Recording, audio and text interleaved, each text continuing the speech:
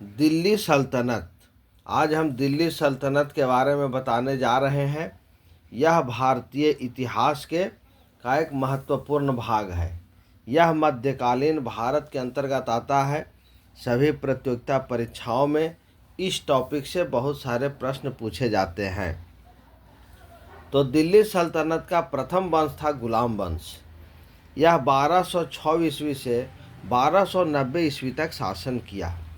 गुलाम वंश की स्थापना 1206 ईस्वी में कुतुबुद्दीन ऐबक ने की थी।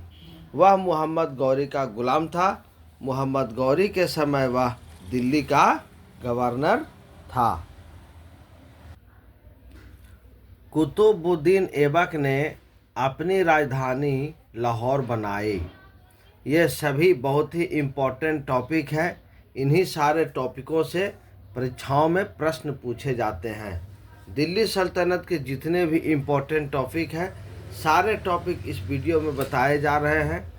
वीडियो को पूरा देखें, चैनल को लाइक करें, शेयर करें, सब्सक्राइब करें और इस चैनल के साथ जुड़ें और अपनी तैयारी को बेहतर बनाएं।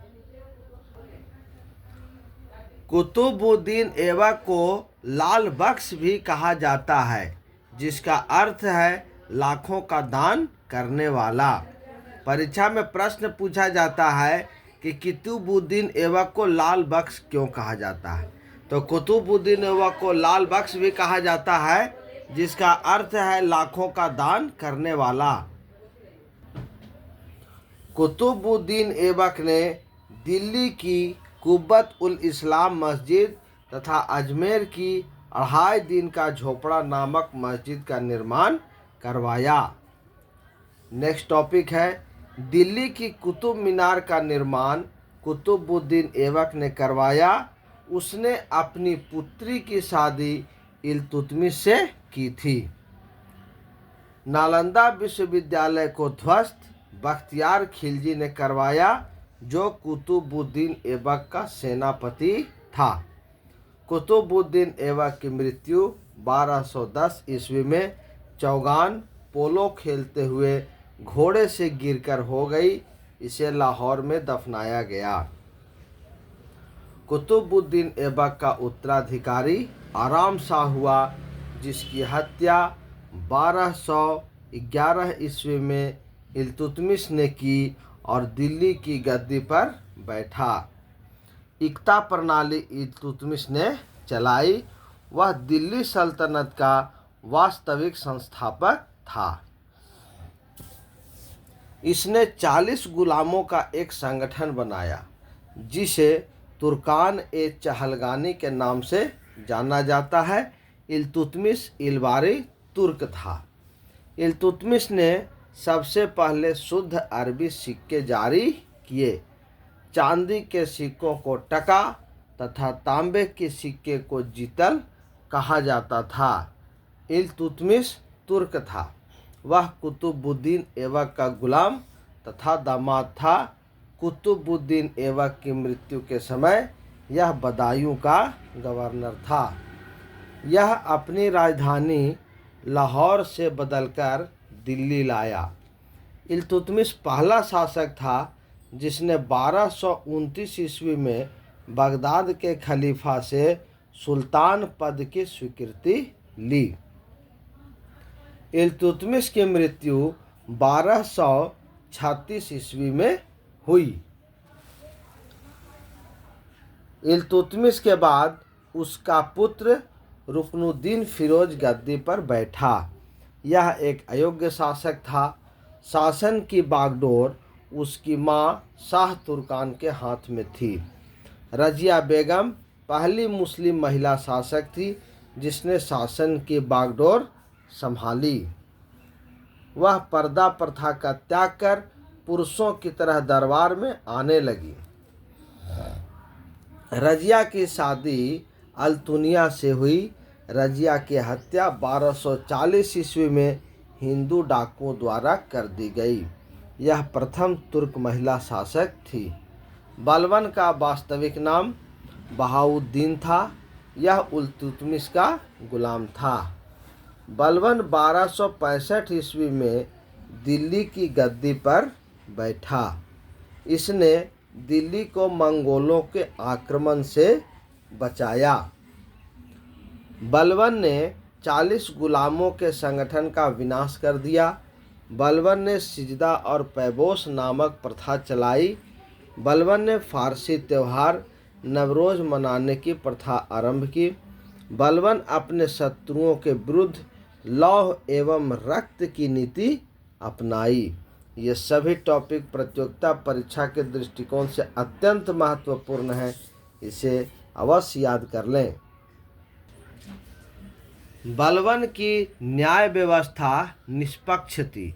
गुलाम वंश का अंतिम शासक शमसुद्दीन क्यूमर्स था। अब है खिलजी वंश। खिलजी वंश 1290 ईस्वी से 1320 ईस्वी तक। खिलजी वंश की स्थापना 1290 ईस्वी में फिरोज खिलजी ने की। इसने किलोखरी को अपनी राजधानी बनाया। फिरोज खिलजी की हत्या 1296 ईस्वी में उसके भतीजे तथा उसके दामाद अलाउद्दीन खिलजी ने कड़ा मानिकपुर इलाहाबाद में कर दी। अलाउद्दीन के बचपन का नाम अली गुरसास्प था। अलाउद्दीन खिलजी ने अस्थायी सेना रखी और सैनिकों को नगद वेतन देने की व्यवस्था की। इसने जागीर प्रथा को समाप्त कर दिया। सिक्कों पर तारीख लिखने की प्रथा अलाउद्दीन खिलजी ने शुरू की थी। अलाउद्दीन खिलजी ने बेईमानों को रोकने के लिए मूल्य नियंत्रण प्रणाली या बाजार नियंत्रण प्रणाली की व्यवस्था की। अलाउद्दीन खिलजी ने अलाई दरवाज़ा तथा सीरी का किला बनाया। अलाउद्दीन खिलजी की बाजार नियंत्रण प्रणाली के विषय में हमें जियाउद्दीन बर्नी की तारीख ए फिरोज शाही से पता चलता है। जियाउद्दीन बर्नी ने अपनी वृत्तांत 2 बार लिखा था। पहली बार 1356 ईस्वी में तथा दूसरी बार 1358 ईस्वी में।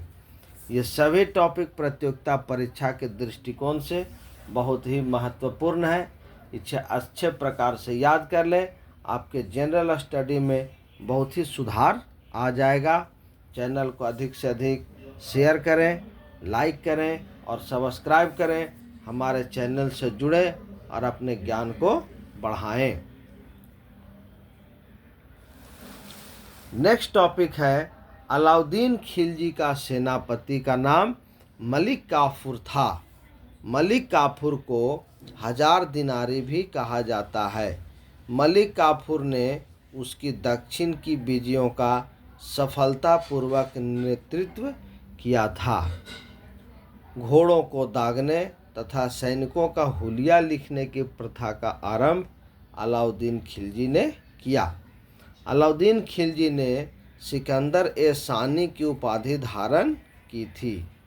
अलाउद्दीन खिलजी के शासनकाल में मंगोलों ने 7 बार आक्रमण किया।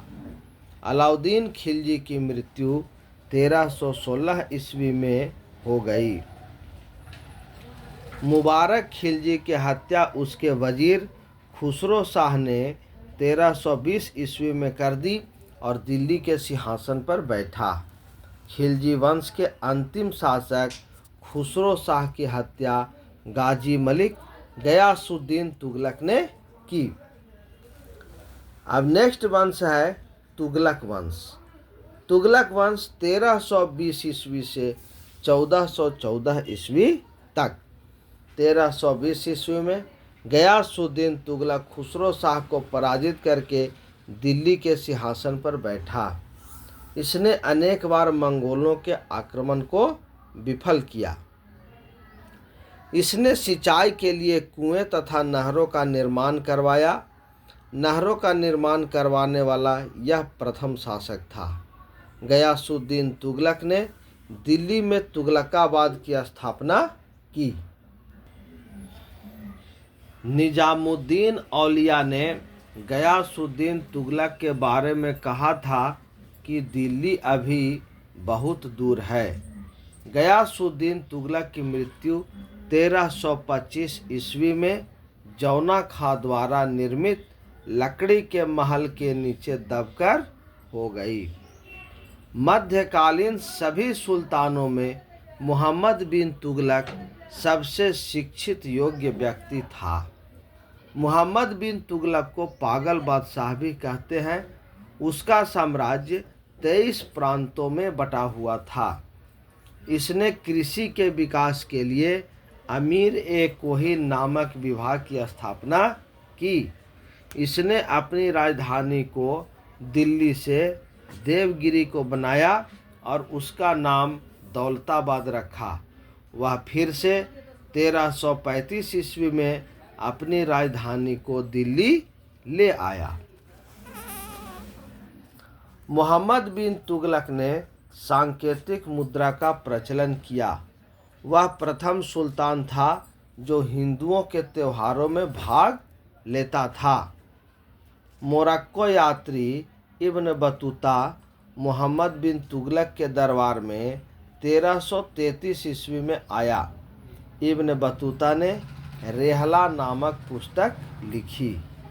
मोहम्मद बिन तुगलक की मृत्यु 1351 ईस्वी में हो गई थी। 1351 ईस्वी में फिरोज शाह तुगलक शासक बना। उसने उड़ीसा के पुरी में स्थित जगन्नाथ मंदिर को ध्वस्त करवा दिया था। फिरोज तुगलक ब्राह्मणों पर जजिया कर लगाने वाला पहला मुसलमान शासक था। फिरोज तुगलक ने जौनपुर, फिरोजपुर, फिरोजाबाद तथा फतेहाबाद जैसे 300 नगर की स्थापना की। फिरोज तुगलक ने इक्ता प्रथा की दोबारा शुरुआत कर दी थी। ये सभी टॉपिक बहुत ही इम्पोर्टेंट है। सभी प्रतियोगिता परीक्षा के दृष्टिकोण से यह अत्यंत महत्वपूर्ण जानकारी है। वीडियो को पूरा देखें, चैनल को लाइक करें, शेयर करें और सब्सक्राइब करें। इन सारे टॉपिक को अच्छे प्रकार से लिख लें। अधिक से अधिक बार वीडियो देखें ताकि आपको अच्छे प्रकार से ये सारे टॉपिक याद हो जाए। फिरोज तुगलक के शासनकाल में दासों की संख्या सर्वाधिक थी। फिरोज शाह तुगलक ने लगभग 1200 बाग लगवाए। मेरठ और टोपरा से अशोक के स्तंभों को लाकर दिल्ली में फिरोज शाह तुगलक ने स्थापित किया। फिरोज तुगलक ने 5 बड़ी नहरों का निर्माण करवाया। इसने अपनी आत्मकथा फुतुहात ए फिरोज शाही की रचना की। इस वंश का अंतिम शासक नसीरुद्दीन महमूद शाह तुगलक था। तैमूर लंग ने नसीरुद्दीन महमूद शाह तुगलक के समय 1398 ईस्वी में दिल्ली पर आक्रमण किया। अब है सैयद वंश। सैयद वंश 1414 ईस्वी से 1451 ईस्वी तक। सैयद वंश की स्थापना खिज्र खां ने की थी। खिज्र खां ने रैयत आला की उपाधि धारण की। सैयद वंश का अंतिम सुल्तान अलाउद्दीन आलम शाह था। यमुना के किनारे मुबारकबाद की स्थापना खिज्र खां के पुत्र मुबारक शाह ने की थी। सैयद वंश का शासन लगभग 37 वर्षों तक चला। सैयद वंश के बाद है लोदी वंश। लोदी वंश 1451 ईस्वी से 1526 ईस्वी तक। लोदी वंश की स्थापना बहलोल लोदी ने की थी। वह 1451 में गाजी की उपाधि के साथ दिल्ली की गद्दी पर बैठा। बहलोल लोदी के पुत्र निजाम खां सिकंदर लोदी ने आगरा नगर की स्थापना 1504 ईस्वी में की थी। गुलरुखी उपनाम से फारसी कविताएं लिखने वाला पहला सुल्तान सिकंदर लोदी था। सिकंदर ने आगरा को अपनी नई राजधानी बनाया। सिकंदर लोदी ने भूमि मापने के लिए गज ए सिकंदरी पैमाना जारी किया। मोठ की मस्जिद का निर्माण सिकंदर लोदी के समय हुआ था। गले की बीमारी के कारण सिकंदर लोदी की मृत्यु 1517 ईस्वी को हो गई। इसी दिन उसका पुत्र इब्राहिम लोदी राजगद्दी पर बैठा।